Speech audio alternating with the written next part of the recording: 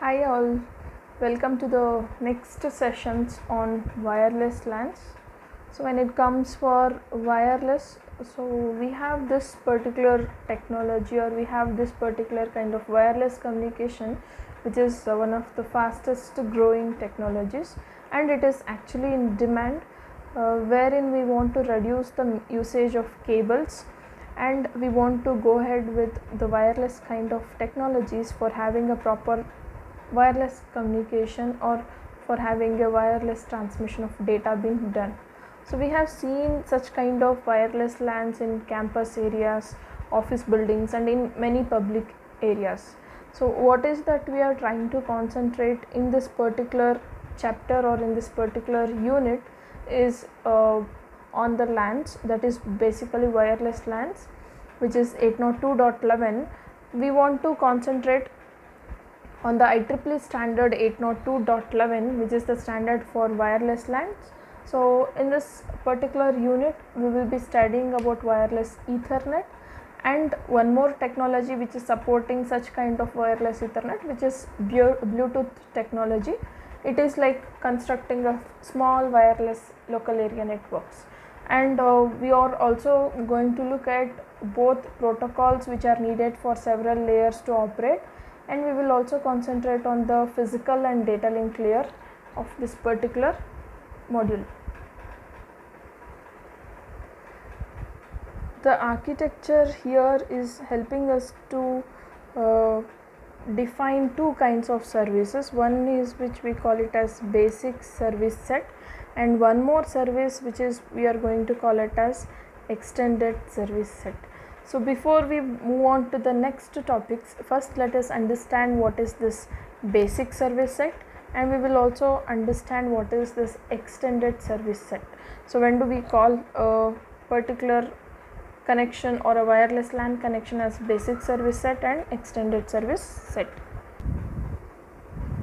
To begin with, we have the IEEE 802.11, which is going to define the basic service set as the building block of a wireless network. So this basic service set is usually made of stationary or mobile wireless stations, as you can see here in diagrams. These are actually the stationary kind of elements or the devices which are present, and optionally they can have a central base station or they cannot have a central base station. So if at all there is a central base station which is present, we call this particular central base station as access point. So there are two kinds of network topologies which is existing in our basic service set. One is with the presence of the central base station, which we call it as infrastructure based basic service set, and one more we call it as infrastructure less kind of network.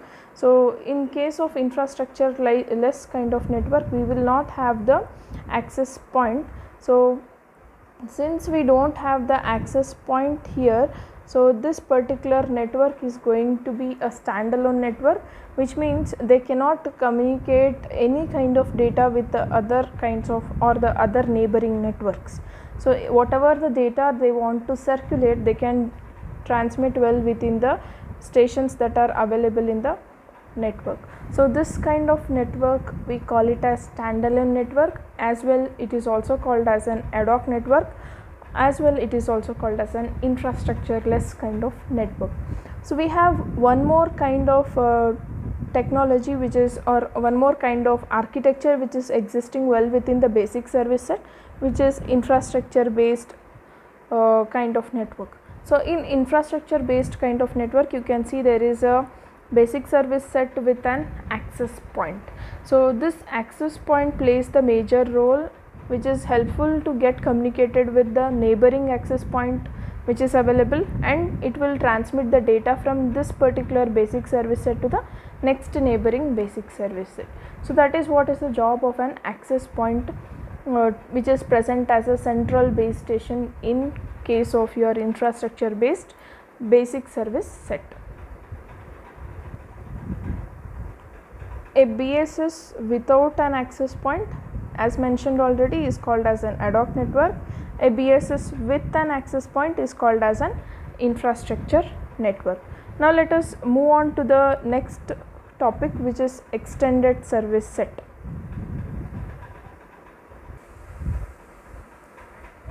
An extended service set is made up of 2 or more BSS but with APs, but with the presence of an access point. So what we can see is we have these access points which are present here. So these access points are getting connected to one more system which we call it as distributed systems. So these distributed systems which are getting connected to the access point does not have any kind of restrictions to be laid by our IEEE 802.11. So what it can do is it can have a connection which is done with the help of an IEEE LAN, which we studied in the previous unit, which is Ethernet. So what we have to note is here in this particular BSS, whatever the stations that are existing, so those stations can be a normal station or it can be a mobile station. But whatever the stations that are there as a central base station, that is access point, those stations we call it as stationary stations. So there are two types of stations which are existing basically in extended service set. One is mobile stations and one more is stationary stations. The mobile stations are these devices which are existing well within a basic service set, and the stationary stations are our access points. When 2 or more BSS are connected, when we have the connection been established between the first and the second BSS, and I can see there is one system which is common to both the BSS. So these two BSS can communicate with each other with the help of the system which is present here, so which does not actually requires AP, but the basic idea is similar to that of the communication that we have already seen or that we know about cellular networks. So if I consider this BSS to be a cell and each access point to be a base station, what we have noted is mobile station which belongs to more than one basic service set. It can operate from one cell to, or it can operate between one cell or the another cell. So that's the basic idea that we have in our extended service set.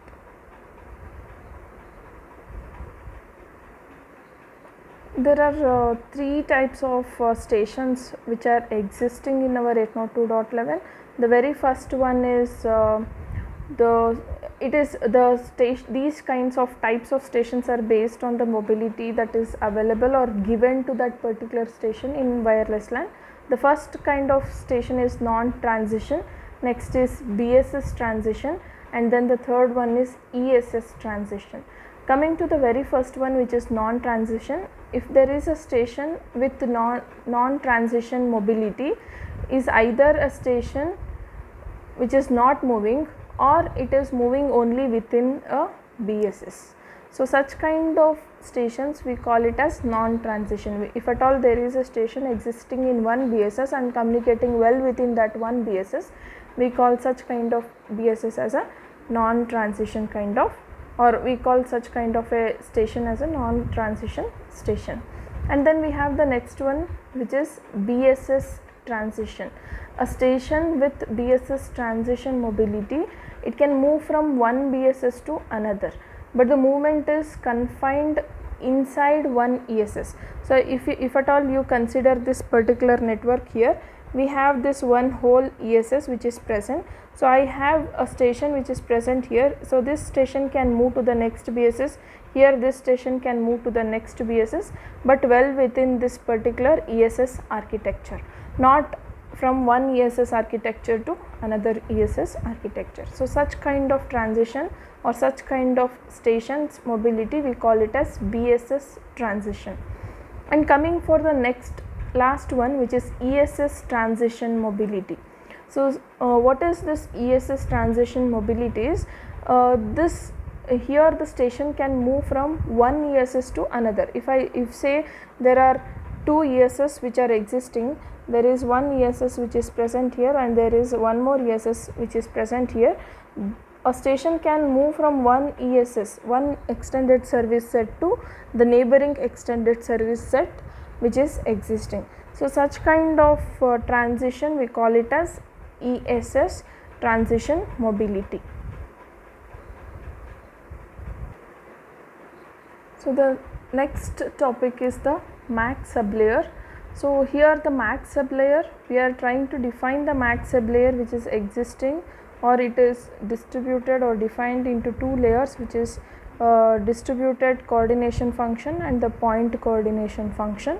And then we also have the next kind of layer which is LLC sublayer, and then the last layer which is the physical sublayer. So before moving on to the other concepts of your physical layer, data link and the LLC sublayer, let us first try to understand what is this distributed coordination function. So in this particular distributed coordination function, so one of the first thing that we have to look is, in our DCF we cannot make use of CSMA CD, or we cannot implement CSMA CD. Why we cannot implement CSMA CD? So we have three reasons. First is, for collision detection, a station must be able to send data and receive collision signals at the same time. This can mean, or this can become costly stations and increased bandwidth requirements, which means whenever I want to try to trace such kind of collision signals at the same instant of time, the usage of the bandwidth may be more, because of which we are not trying to go for what is called a CSMA CD, collision detection method. Then we have the next reason why is that we are not trying to implement this particular DCF with the help of CD is collision may not be detected because of hidden station problem. So what is this hidden station problem is, if there are three stations which are existing, let us consider station A, station B, station C. Station C is hidden to station A, and station A is hidden to station C. So which means they both don't know that they are present in that particular network. So that is what we call it as hidden station problem. And while transmitting the data with the help of with the presence of such kind of hidden stations, it is quite difficult, and it is always possible that there is maximum number of collisions can occur. So this again leads to increased bandwidth requirement to help us to detect the collided signals. So that's the second reason that we are avoiding CSMA CD. And coming for the third reason, the third reason is the distance between the stations can be great, or the distance between two stations may be far apart. So when they are far apart, the signal fading could prevent a station at one end from hearing a collision at the another end. So when I said there is a station A, there is a station B, there is a station C, C is actually far apart from A.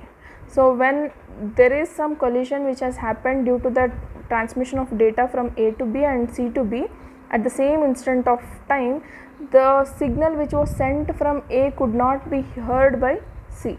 So that is going to cause again what is so called as the problem with respect to the bandwidth requirement. So collision signal cannot be heard to the station C, or if it is on the other case which is vice versa, like A cannot hear the signal from the station C. So in order to avoid such kind of things, we are going for CSMA CA, which is carrier sense multiple access with collision avoidance. Such kind of access method is being used in the distributed coordination function, which is lying as a part of the MAC sublayer. Now let us try to understand the process flow chart that happens with the usage of CSMA CA in case of our wireless LAN. So what does this particular process, or how does it basically starts is, before the sending of a frame, the source always senses, or the station always senses the medium by checking the energy level at the carrier frequency. So how does this checking happen by the source station? First is, the channel makes use of the persistent strategies that we have already learned. So either it can be p persistent, 1 persistent.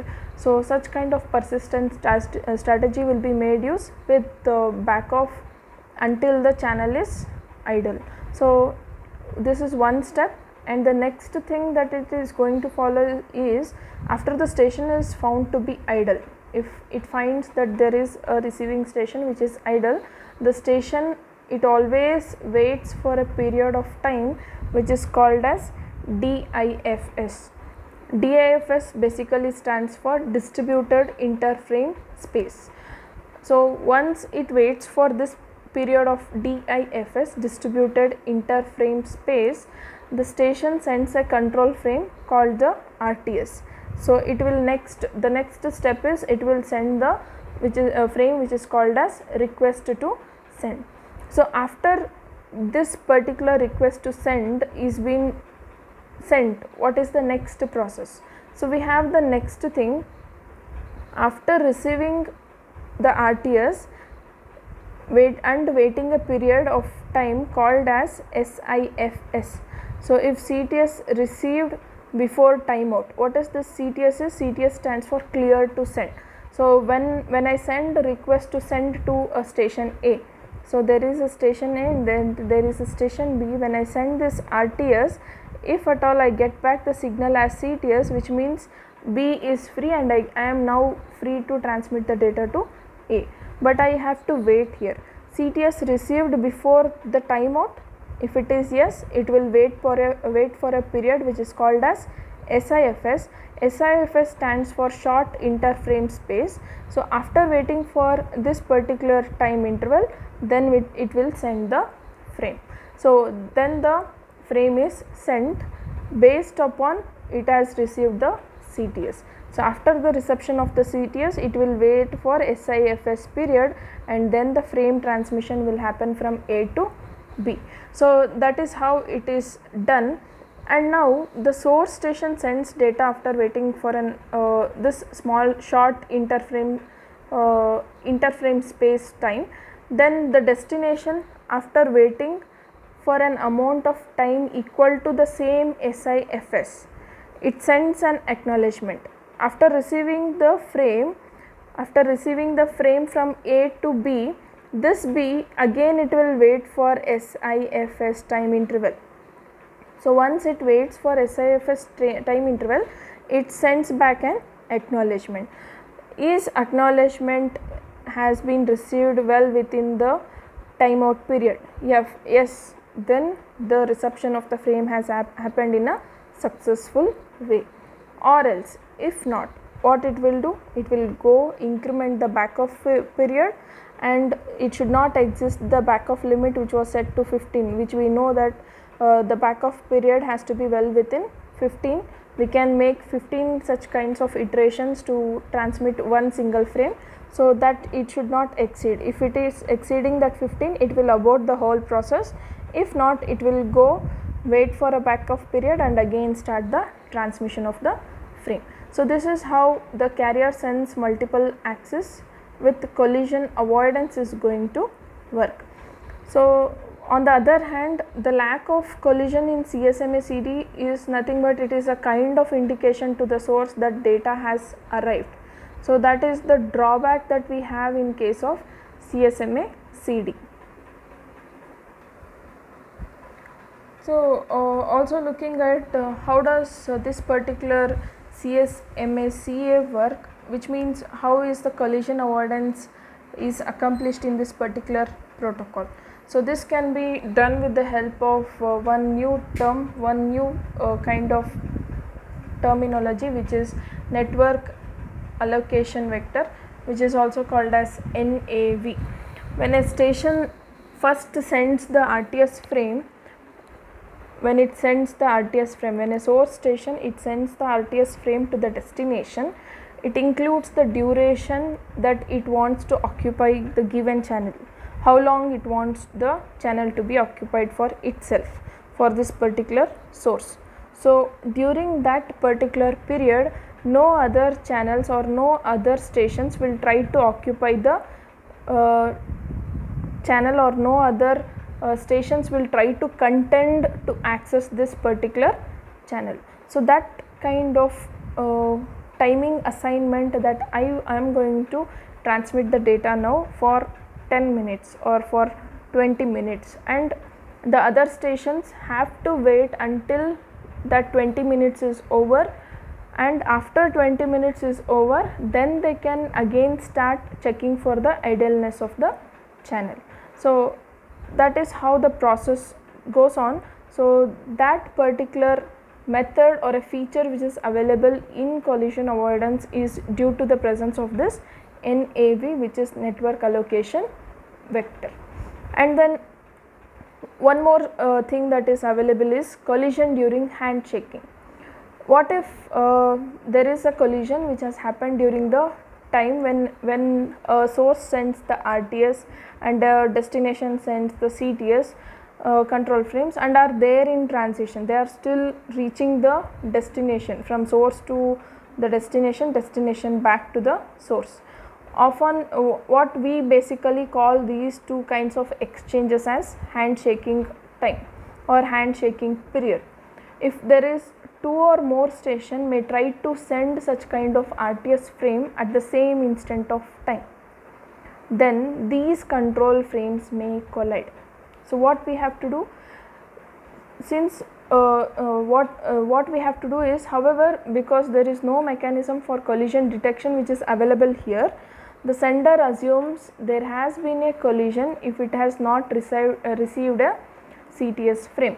So now assume that there are multiple stations which are trying to contend. This is one source, there is one more source, there is one more source, all three of them are trying to send the RTS message at the same instant of time, the first handshake signal to the destination at the same instant of time, during which if this particular source, if it does not receive a CTS from the destination, then that assumes that there is a collision. That is why I have to defer from my transmission of the data. It will back off for a certain period of time, and again it will that certain period of time is, it will check for NAV and then it will back off for that particular duration of time, and again it retries to get the channel.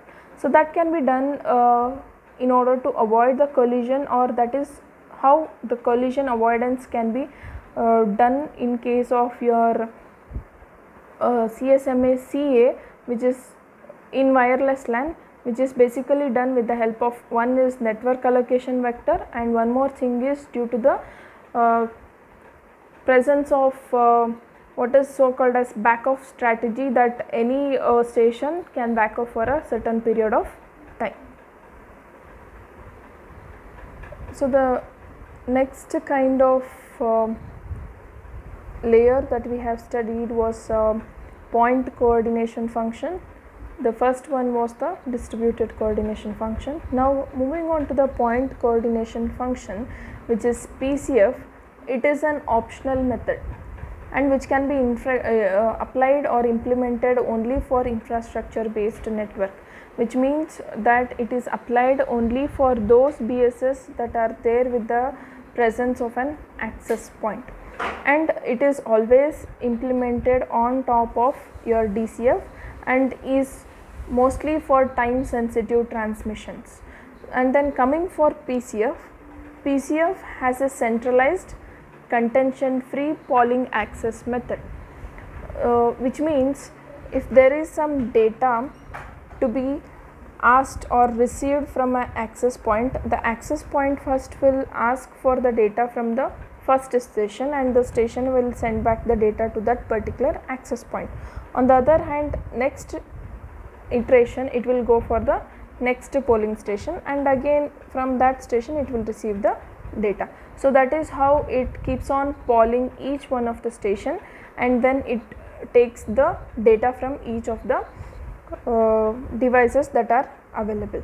So that's how it is going to work for the polling of the stations and taking up the data. Then to give the priority PCF to PCF over DCF, another set of interframe space has been used. So in our DCF we saw that we have made use of DIFS and SIFS. So here we are going to make use of one other frame, which is PIFS, which is PCF interframe space, PCF IFS, which is smaller than when compared to that of the DIFS. That means if at the same time a station wants to use DCF and an access point wants to use PCF, the access point will always be given the priority first. So that is where this PCF is going to make a difference, or that is where this PCF IFS is going to make a difference over the DIFS. So always the priority first stands for PCF over the DCF. And now stations that only use DCF may not gain access to the medium at all, if at all always this PCF takes over DCF. In order to prevent this, we are trying to make use of a repetition interval which has been designed for both to cover both contention free and contention free means PCF and contention based means DCF traffic. So we want to have this kind of repetition interval which is repeated continuously, and it starts with a special control frame which we call it as beacon. So you can see there is a letter which is represented here as B. So that is what is the repetitive interval which always repeats continuously and starts and this we are going to call it as a control frame 2.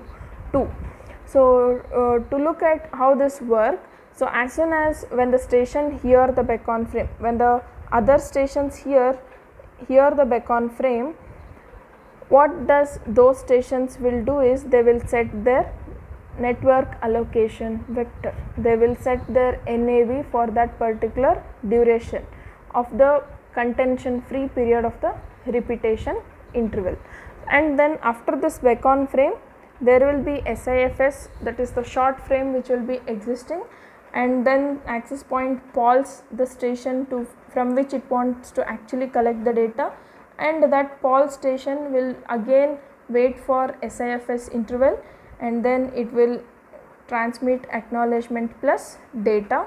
Once the data has been received by the access point, it will again wait for SIFS period and it will acknowledge itself that I have received the data from this particular polled station, and it will go for next station polling, which will finish the network allocation vector. So it will go for next station's polling. So this kind of interval where it is trying to assign for a given access point to get the access to the polled station, we call this as contention free period, or it is also called as, it starts only from the repetition interval which is going to happen from the very beginning as soon as the PIFS is enabled till the control frame is being transmitted, or it is going to say that the contention free is going to end at this particular period. The CF end is nothing but contention free is going to terminate now. So we have studied or we have learned about wireless LANs. We have learned about the architectures that are existing in wireless LANs, that is basic service set and then the extended service set, and then we have also learned the layered architecture that is going to exist in our wireless LAN, that is 802.11. What does this layered architecture has is our logical link control layer, the MAC layer and the physical layer. But whereas the MAC sublayer has been further divided into two layers, which is the lowest layer is the distributed coordination function, and the topmost layer in the MAC sublayer is the point coordination function. So we have seen that in our DCF we are going to make use of the CSMA CA instead of CSMA CD, and we have also looked into the reasons that why we have to go for CSMA CA instead of CSMA CD. And then moving on to the understanding of how the DCF is going to work, and then how our PCF is going to work with the help of the repetition frames that are available, which are nothing but the beacon frames. Hope you all enjoyed. Thank you.